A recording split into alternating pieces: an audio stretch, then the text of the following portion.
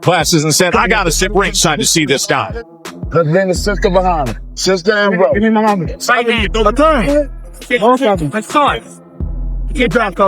form from the top. Hey, both of my shit.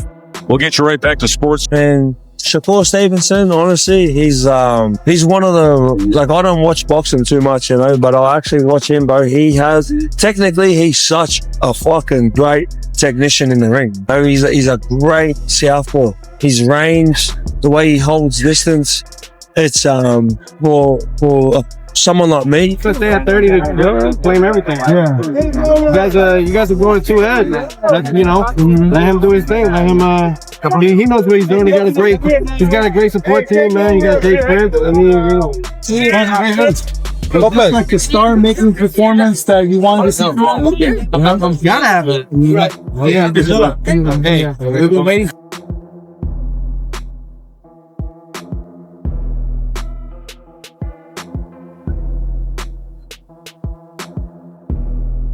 Yeah. Let's see. Hopefully, I get a phone call in the next day or two. Yeah. So, for some reason, I did see yesterday that Oscar De La Hoya don't want Scorpio to fight. So, if they got something to say about it, hey, it is what it is, you know. So, whenever those fights happen, we'll see what the reactions will be in those fights, you know. So, if they see flaw in this performance, you know what I mean. The guy was actually tougher than what a lot of people, you know, gave him his props for, or people really was sleeping on the guy, you know. He was an Olympian, you know, so he had a lot of awkward style, you know, and he had power. The guys they fighting, they ain't got no power, so I ain't even worried about what they talking about. I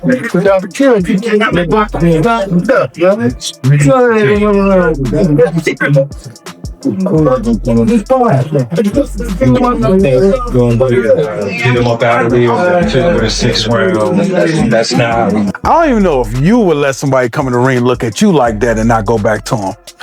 The way I seen that little kid walk out that ring, when he was looking at him like, I dare you to walk over here. Even if I'm scared, I'm walking over there. Just to show you. Yeah, I didn't like that. Yeah.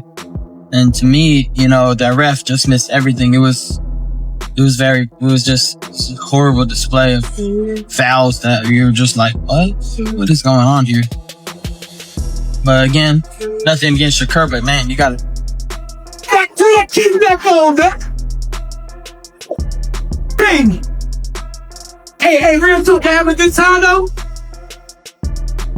Alright, hold on.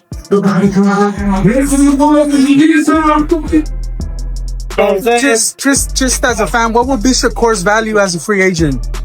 Like, do what they give me, $2 million. That's where his value is at. My value should be on the opposite end, but.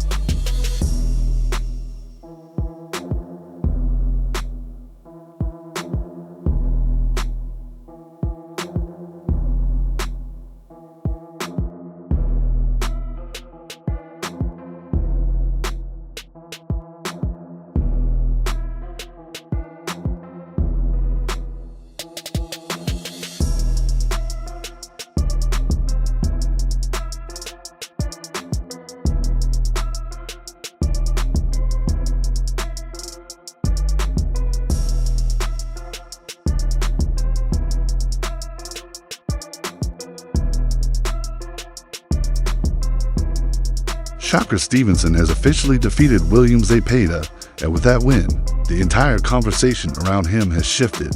This fight wasn't just about defending the title, it was about proving a point. For months, critics questioned whether Stevenson could handle a high-volume pressure fighter like Zepeda, and whether he was willing to step out of his comfort zone and show more grit from the start. This matchup felt like a turning point. Stevenson wasn't just fighting to win, he was fighting for validation.